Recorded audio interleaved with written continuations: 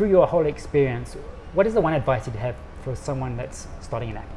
So, actually, the piece of advice I would say links back to when I played golf. When I was in South Africa, just for your audience's FYI, I originally went to the US because I thought I was going to be a pro golfer. Yeah. Okay. And when I got to, when I was playing in South Africa, I thought I was the man. I was like, I just thought, okay, this is I've made it. Going on tour is not going to be difficult. I'm going to be in like a top 10 golfer in the world. And then I got to the States, and guys who were like not even in like the 3rd or 4th league, like in the 7th league, were like kicking my butt. Really? And this is like in campus, at varsity. Yeah. And that's when it got a very rude awakening. Okay, these guys are a hell of a lot better. They're willing to work a hell of a lot harder. And so I've got to reimagine what I really want for my life, and B, how hard I'm willing to work. Oftentimes, and to linking that back to local and startup entrepreneurs here, oftentimes we disguise the allure of being a startup entrepreneur. That, I run a startup and I'm going to build this.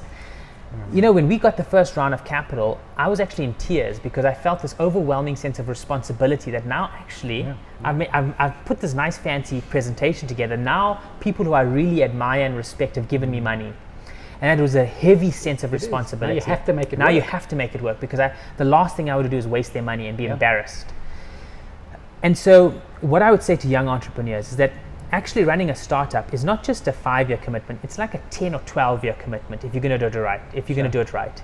It is massive amounts of sacrifice, personal time, family time, friends time, partying time, everything. Going to the gym, if that's something you love, you're probably not going to be doing it much.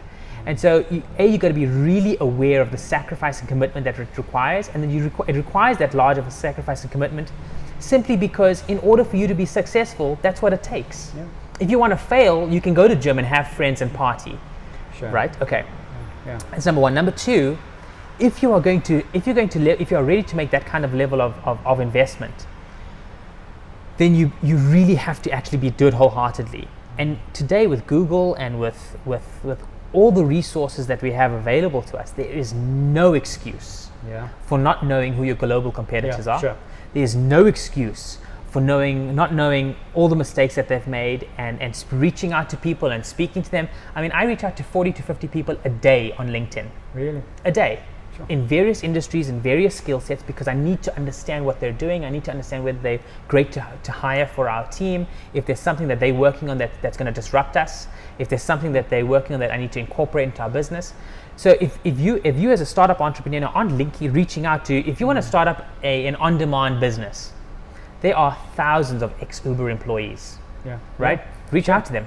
Just go speak to them. They're dying to talk about their experience, right?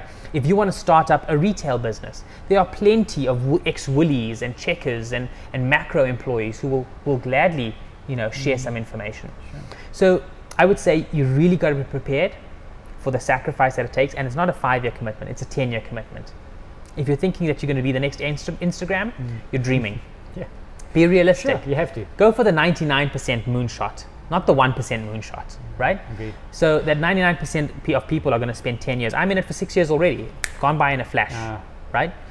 And then the second thing is you have to have a just ridiculous work ethic.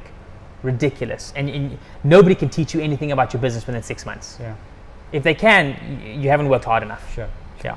Okay. Yeah. And then I think what also happened, the byproduct of that is that when you're meeting investors, when you're meeting other smart people, they actually pick up on that. They're like, hey, Dan really knows what he's talking about. Yeah. He knows that person. He's done that, and he's done that. And then suddenly, I want to be associated with Dan because Dan's an expert. Dan knows he's willing to work harder than the next person. Yeah. And then instantly you start drawing in these people who also have a very similar perspective on life, right? And then they want to be a part of your journey because they're like, I know that this person's a mountaineer. Yeah, exactly. Yeah. And I think you attract people with the same worth ethic. Yeah, absolutely. Well. Yeah, smart people and successful people don't want to be associated with lazy, stupid people. That's true. Right? You don't get there by being stupid and lazy. Exactly. Yeah.